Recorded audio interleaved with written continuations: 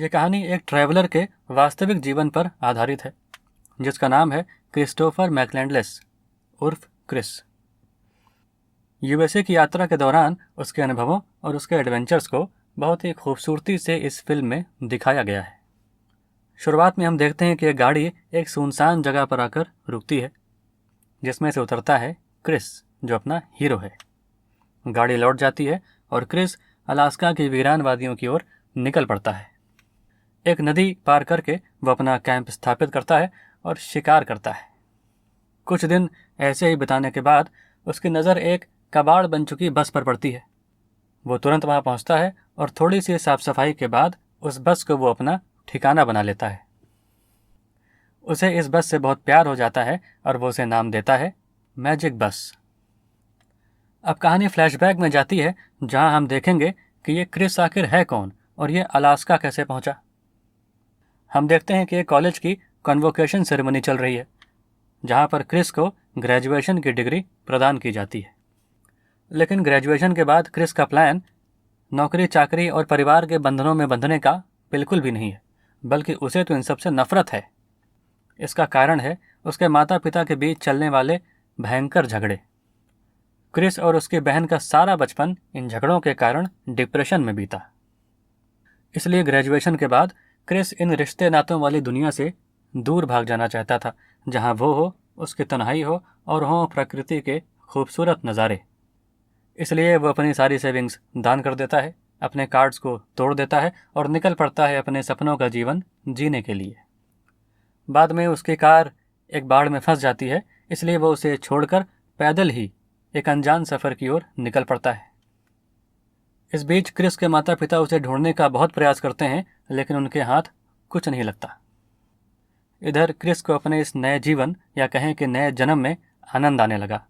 उसने अपना नया नाम रखा अलेक्जेंडर सुपरट्रैम्प, जिसका मतलब होता है महाघुमक्कड़ अलेक्जेंडर।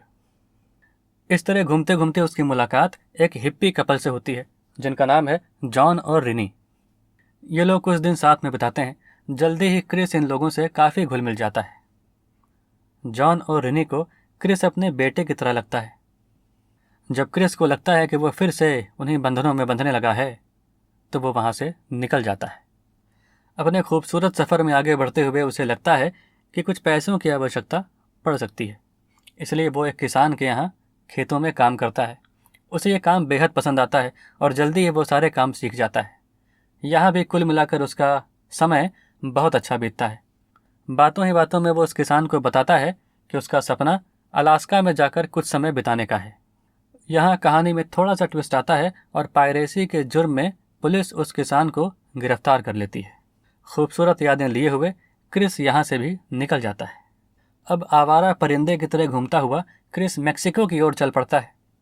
रास्ते में एक नदी पड़ती है जिसे वो नाव से पार करने का प्लान करता है।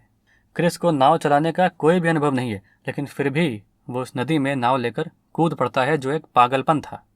लेकिन क्रिस बच जाता है। नाव से यात्रा करते हुए उसकी मुलाकात एक और हिप्पी कपल से होती है। वे लोग बड़े प्यार से उससे मिलते हैं, उसे खाना ऑफर करते हैं और बताते हैं कि ये नदी सीधे मेक्सिको जाती है। उनसे विदा लेकर क्रिस मेक्सिको की ओर निकल पड़ता है। आगे मेक्सिको में घूमते फिरते उसकी नाव एक तूफान में फंसकर खो जाती है और वो वापस यूएसए की ओर निकल पड़ता है। एक मालगाड़ी पर सवार होकर वो यूएसए के एक शहर पहुंचता है जहां उसे ज़रा भी अच्छा नहीं लगता। भीड़ भाड़, धुआं, पोल्यूशन, इतने सारे लोग जैसे इमली के पत्ते पे बारात का डेरा। क्रिस उदास हो जाता है और वहाँ से निकल जाता है। यहाँ से निकलकर क्रिस स्लैब सिटी पहुँचता है, जो घुमक्कड़ों और ट्रैवलर्स के लिए जन्नत की तरह है। यहाँ पर उसकी मुलाकात दोबारा जॉन और रिनी से होती है। वे लोग उसे देखकर बेहद खुश होते हैं। ये सभी कुछ दिन वहाँ पर प्रेम पूर्वक रहते हैं। इस बीच एक लड़की जिसका नाम ट्रेसी है क्रिस को प्रपोज करती है, लेकिन क्रिस कहाँ इन बंधनों में बंधने वाला था, उसने इनकार कर दिया। कुछ दिन वहाँ बिताने के बाद क्रिस स्लैब सिटी से निकल जाता है। यहाँ से निकलकर क्रिस सॉल्टन सिटी पहुँचता है। यहाँ पर उसकी मुलाकात एक बुजुर्ग आदमी से होती है जिनका नाम है रॉन फ्रेंड्स। शुरुआती बातचीत में ही क्रिस रॉन को काफ़ी अच्छा लगता है। उसका सादा जीवन, उसके उच्च विचार और उसके आज़ाद ख्याल। इसलिए रॉन क्रिस को अपने घर पे इनवाइट करते हैं। वे दोनों साथ बैठकर अपने अपने जीवन की कहानियां एक दूसरे को सुनाते हैं। रॉन बताते हैं कि वो एक रिटायर्ड सैनिक हैं, अकेले रहते हैं क्योंकि एक एक्सीडेंट में उनका परिवार खत्म हो गया। फिलहाल वो टाइम पास करने के लिए चमड़े का छोटा मोटा काम करते हैं। क्रिस को वहाँ पर अच्छा लगता है। वो 2 महीने उनके साथ रहता है और चमड़े का काम सीखता है। इस बीच रॉन क्रिस को अपने बच्चे की तरह चाहने लगते हैं और उनका मन उसे एडॉप्ट करने का होता है। ये सुनकर क्रिस कहता है कि इन विषयों पर वो अलास्का से लौटने के बाद ही सोचेगा। रॉन से विदा लेकर क्रिस अलास्का की ओर निकल पड़ता है। अब अलास्का में मैजिक बस में रहते हुए क्रिस को काफ़ी समय हो गया है। यहाँ शिकार करते हुए उसका समय अच्छा कट रहा है। यहाँ की खूबसूरती और आज़ादी उसे रास आने लगी है। अपनी यात्रा के दिलचस्प अनुभवों को वो एक डायरी में रिकॉर्ड भी करता है।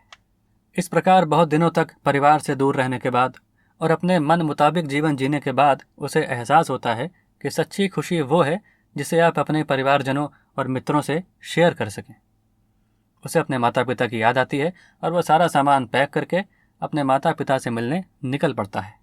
लेकिन जिस नदी को उसने सर्दियों में पार किया था, इस मौसम में वो उफान पर है। किसी भी तरह वो इस नदी को पार करके यहाँ से नहीं निकल सकता।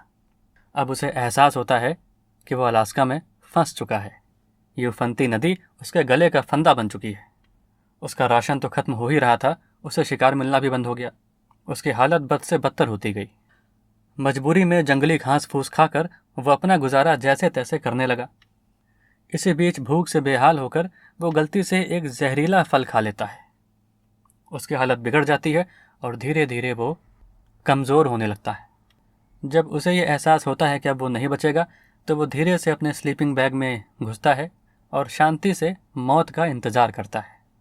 अपने छोटे से जीवन में बड़े बड़े अनुभवों को समेटे हुए अंततः क्रिस की मौत हो जाती है। कुछ दिनों बाद कुछ शिकारियों को उसका शव मिलता है और उसके माता पिता को सूचित किया जाता है। अपनी यात्रा के अनुभव जो उसने अपनी डायरी में लिखे थे, बाद में दुनिया के सामने आए और घुमक्कड़ों के बीच क्रिस लोकप्रिय हो गया। इतना ही नहीं, मैजिक बस यात्रियों के लिए तीर्थ स्थल बन गई। दूर दूर से लोग उसका दर्शन करने के लिए आने लगे। इस प्रकार ये कहानी यहीं पर ख़त्म होती है।